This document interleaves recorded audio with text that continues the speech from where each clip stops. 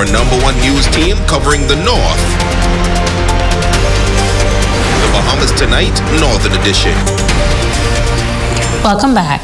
The Reach Out Youth Organization taking its Feeding Grand Bahama program to the West as residents in Boodle Bay and West End received food packages. Reach Out President Dudley Said is thanking those who continue to support the ministry. He says thousands of families have since benefited from the program. Today, exercise is going to be over $10,000 worth of grocery bags and chicken. It's a good day for us. We've been all over Grand Bahama.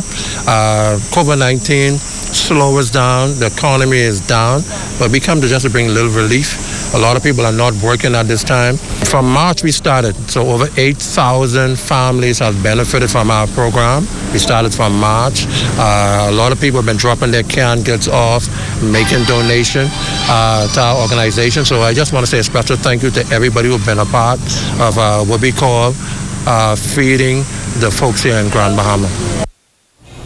Partnering with Reach Out for Saturday's distribution was the staff at ZNS Northern Service and the charitable arm of the GBPA, the Grand Bahama Disaster Relief Foundation.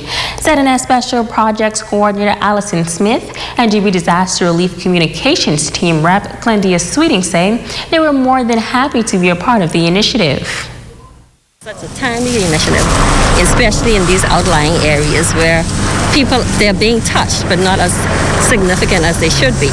So ZNS is more than happy to get the team together, and they were enthusiastic. They all jumped on board to give back to the community of West Grand Bahama, and hopefully we can be a part of any other initiative that Dudley Said Ministry does, the feeding program, or any other entity. We're just happy to be a part of something that's worthwhile. In our relationship with Mr. Said over the last several years, we continue to support him, but right now we believe that this is the most important time to be able to provide the funding that's necessary to ensure that his events and his initiatives are successful, because at the end of the day, it goes down to the core of our community and what we care about, which is the people and helping to better their lives. The Falcons Boys Club is once again helping young men in the Grand Bahama community. The officers and members of the Falcons Boys Club, along with its partners, will be providing back-to-school uniforms for 75 members of the Falcons Boys Club. Darren Roll, director of the Falcons Boys Club, says he saw it fitting to assist the young men during this particular time, where families have had tremendous loss due to Hurricane Dorian and COVID-19. The Ministry of Education decides exactly what's going to take place with the Ministry of Education and schools throughout the Commonwealth of the Bahamas. The Falcons Boys Club will be giving certificates to all 75 of the young men that are part of our program.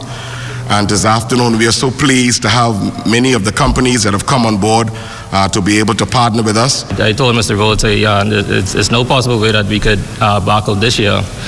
Even though we're uncertain of what's going to happen and where things are going to be in August, we know that other people are going to be in more need than we are. So we figured this would have been the perfect year to actually go ahead and do something. So, like Mr. Rose said, he has a lot of people that's come on, and if he does need us to go above and beyond this year, we'll be willing to do that.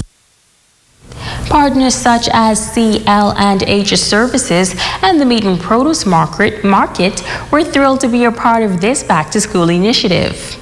We usually take on the Boys Club, Falcons Boys Club, Reach Out, and there's just a big old gathering, and we can't do that this year, so we're still going to go forth and assist with the clothing of 35 boys.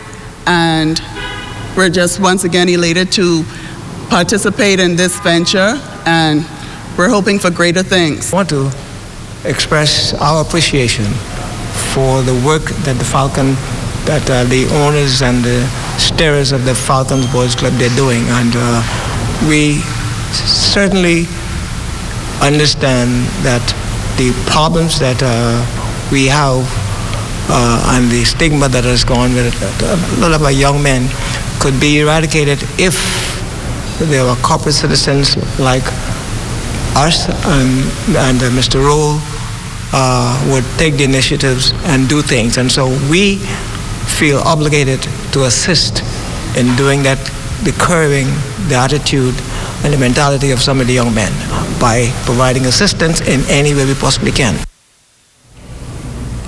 The straw craft business remains one of the longest self-sustaining industries in the Bahamas, providing hundreds of jobs.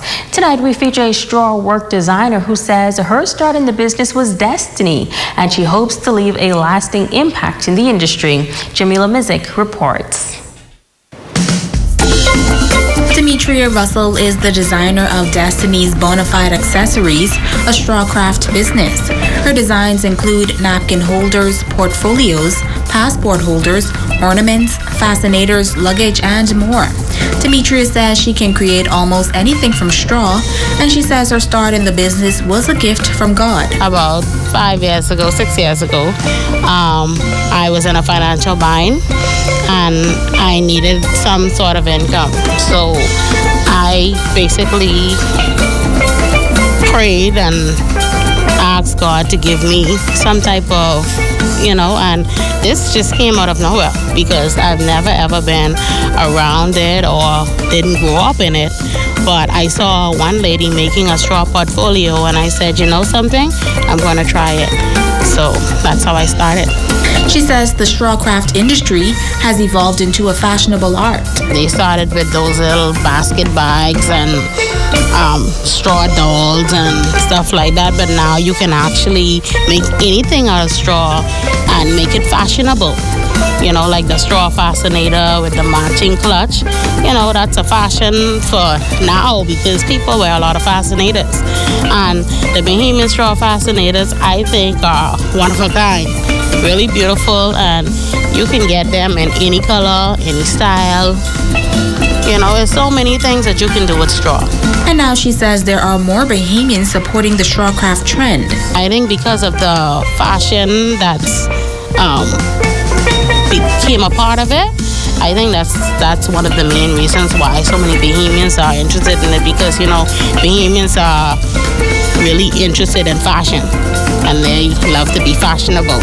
So the more fashionable you make the items, the more they gravitate to it.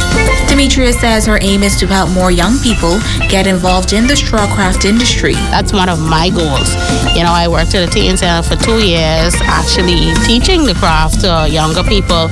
I did the summer camps at the teen center for 2 years. And, there are quite a few young people that are interested in the craft, and I don't mind teaching them the craft. But I think a lot more should get into the craft because it can be a lucrative business. Now you can find Destiny's Bonafide Accessories on Facebook or contact Demetria at 804-3071. Jamila Mizik, ZNS Network News. Definitely very beautiful. Stay with us, there's more right after this break.